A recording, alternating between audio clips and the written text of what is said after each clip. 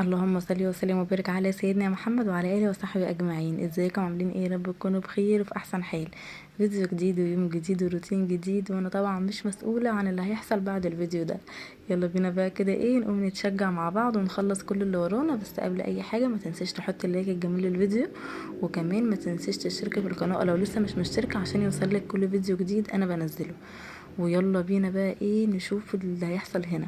وعايزه افكركم ان انا عندي قناه تانية، هسيب لكم اللينك بتاعها في اول كومنت مثبت. يا ريت اللي مش مشترك فيها يخش يشترك ويفعل زر الجرس عشان لو نزلت فيديو هنا او هنا يوصل لكم باذن الله، ومحدش يقول ايه غبتي علينا ليه. يلا بينا بقى نشوف الروتين بتاع النهارده. وطبعا زي ما قلت لكم انا مش مسؤوله عن جرعه النشاط اللي هتاخديها من قلب الفيديو ده. تنظيف اوضه الاطفال، ترويشه للشقه كده سريعه، وكمان هعمل معاكم التلاجة.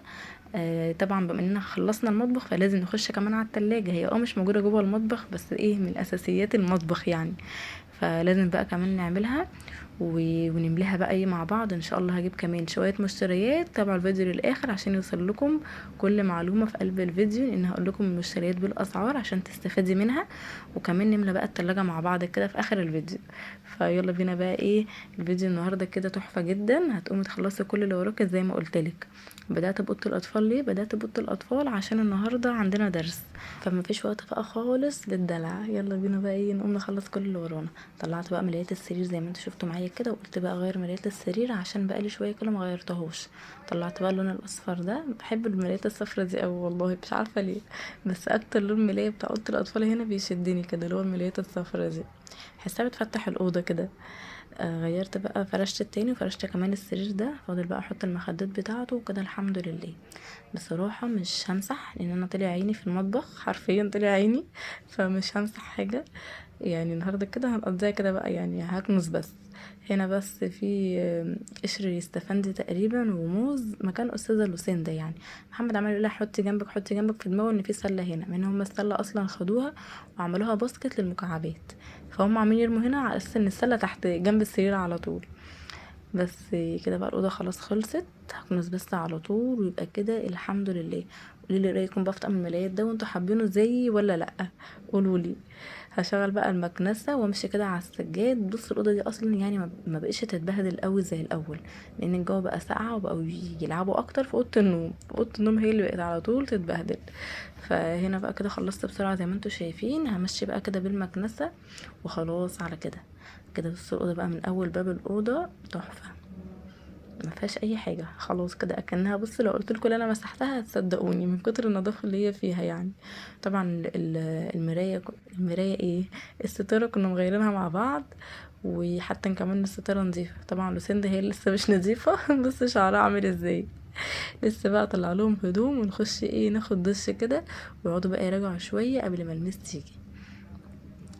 بس كده بص المنظر لوسيندا مش عارفه واقفه قدامي ليه وانا بصور، انا مش فاهمه لها حاجه بصراحه. طلعت لهم بقى الترنجات دي اللي وريتها لكم، مش عارفه على انهي قناه برضو، متلخبطه خالص ما بينهم الاتنين دلوقتي. بس الترنجات دي كانت لسه جديده. فطلعت لهم برضو عشان لبسوها مره واحده، ودي ايه تاني مره. حسبي لوسيندي. وده ترنج مالك، وده كلور، ده جه عليه كلور بعد ما لبس يعني ما كملش ربع ساعه فجه عليه كلور. فالحمد لله بقى اللي هو ما جاش عليه، هي بس الحته اللي ورا دي. فهخش بقى دلوقتي كده اديهم دش في السريع علشان خلاص الوقت بيجري بينا. يلا بقى ناخد دش كده ونرجع تاني. بتقولي ايه؟ اما تقول شكلي جميل. خلاص بقى خلصنا الاوضه الحمد لله زي ما انتم شايفين، وجهزنا واستحموا الاتنين كمان وغيروا. ابص على ايه؟ ايه رايك يا لولا في التسريحه النهارده؟ التسريحه دي من اختيارها، بصوا عامله ازاي. لا ما توطيش كده، ما توطيش. قالت لي عايزه يعني قطتين ونسيب الباقي كده. هي شعرها صغنن فقلت لها ماشي. بصي يا لوسيندا، هتبقي شاطره النهارده. ايوه انت جميله. هتخلصي وتروقي معايا بقيه الشقه. ايوه فاضل لنا حاجات كتير عايزه تتعمل، هتعملي معايا؟ مش هعمل لا. بس كده بقى خلصنا وحميتهم الاتنين بقوا زي القمر اهو. ويلا بينا بقى ايه نقعد شويه. يلا قول لهم باي.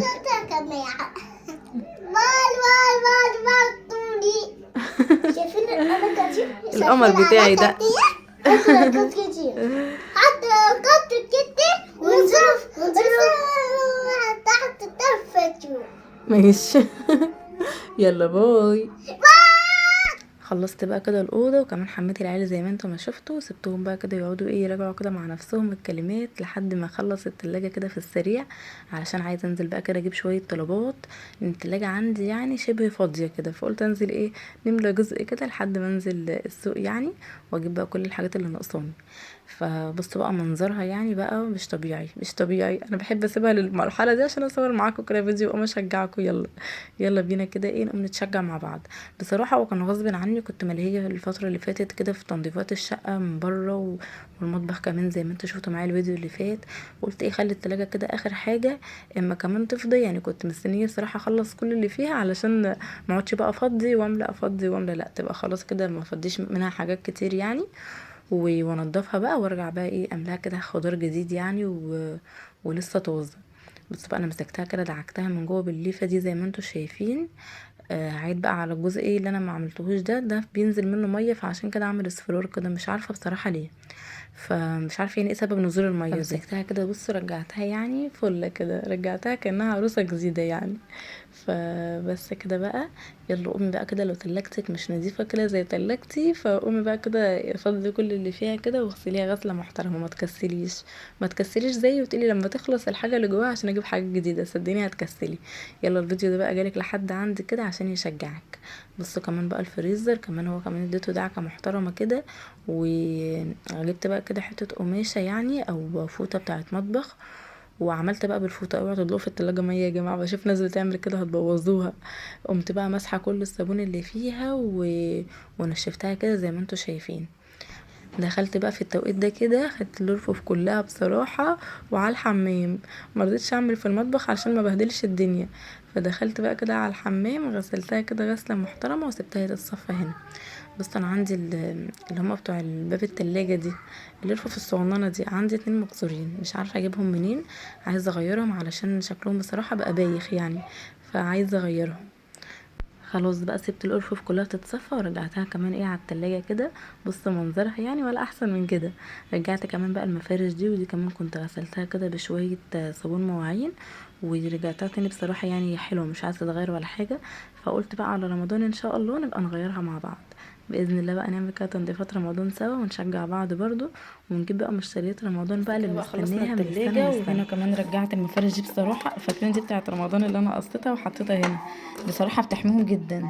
يعني لو في اي حاجة اتدلقت عسل برطمان عسل طحينة اي حاجة من العيال بيتدلق عليها بغسلها على طول، بتسهل عليا غسيل الرفوف دي.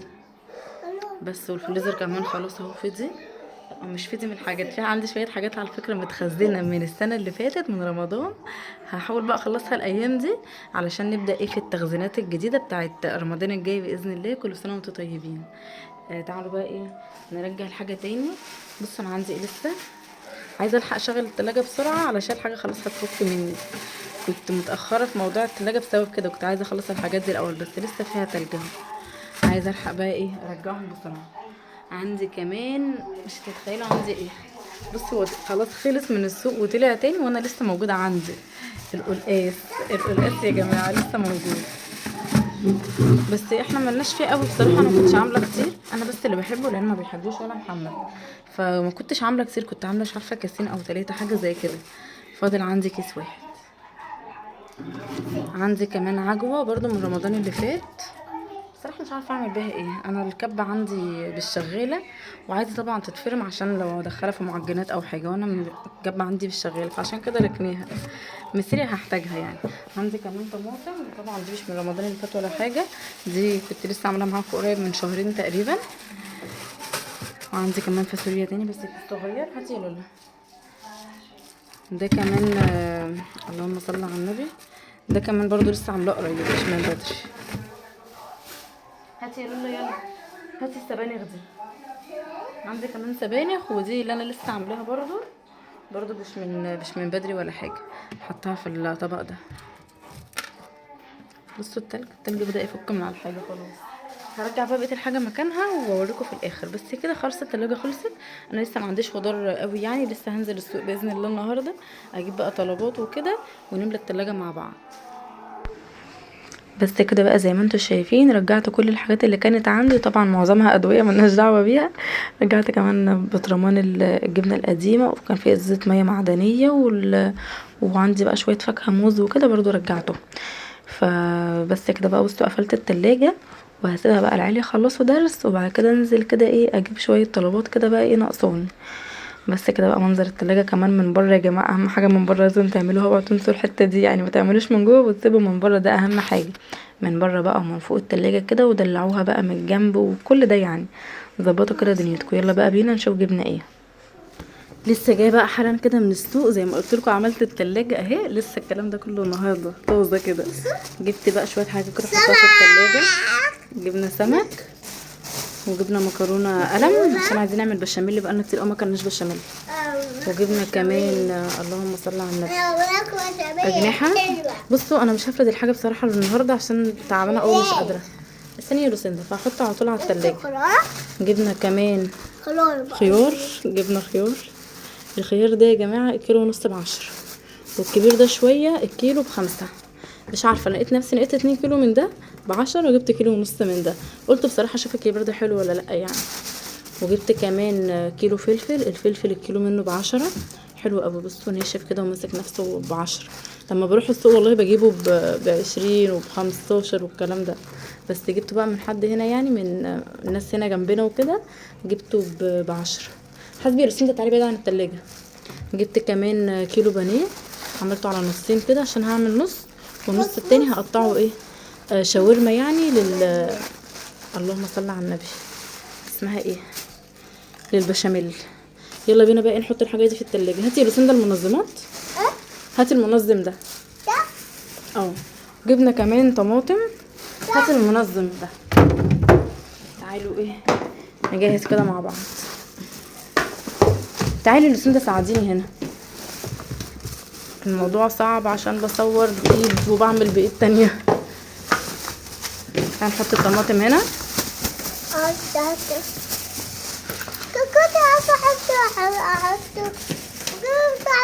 ما ده صغير. نحط كده الطماطم هنا. ايه دي تينا ما علينا. هخلي الطماطم هنا، وهاتي ده نحط فيه الايه الفلفل. يلا حطيت كده هنا الطماطم وهنا الفلفل. وايه تاني؟ هاتي بقى ده نحط فيه الخيار. استني عشان نرص الخيار عشان كتير. تعالى مش هيجي بالطول، قصدي مش هيجي بالعرض. خلي بقى ايه بالطول كده احسن، ده كبير قوي كده. شطوره. خلي الصغير هناك والكبير نحطه هنا. شطوره يا لولتي والله. حاسه الكبير برضو حلو مش وحش. لسندا اهي بس قاعده ازاي خيوله. وديت كمان حطي. يلا الخيار ده يا جماعه تقولي جايبه الخيار كتير كده ليه بقى وبقلب جامد كده، لان لوسندا بتعشق حاجه اسمها خيار. بس طول النهار ماسكالي خيار، هي ما بتاكلش حاجه في الدنيا غير خيار، فلازم الخيار عشان لوسندا. صح. بتحبي ايه؟ خلاص بتحبه احسن من الفاكهه واحسن من كل حاجه بالنسبه لها. مكرونه بشاميل وخضار. خلول. بتحب خلول. عشان كده بصراحه انا كل اسبوع بجيب 3 كيلو بصراحه، بس المره دي بقى 3.5 عشان زي ما قلت لكم جبت كيلو ونص ب10 والكبير كيلو ب10. قصدي كيلو ايه كيلو ونص ب10 والكبير الاتنين كيلو ب10. بس كده ده الخضار اللي احنا جبناه. ويلا بقى نحطه ايه في التلاجة كده. يلا يا لولا شيل معايا. ارفعها تعالي. لا لوسندا مش هتنفع، انا هفصل واحط الحاجه وارجع لكم تاني. كده كمان حطيت حاجتي في الفريزر، حطيت الاجنحه وحطيت كمان السمك والبانيه. وبس كده الحمد لله نقضي بقى اسبوعنا ده كده بالطول بالعرض، وان شاء الله ايه يكون اسبوع سعيد علينا. ويلا بينا بقى ايه نشوف هنعمل ايه.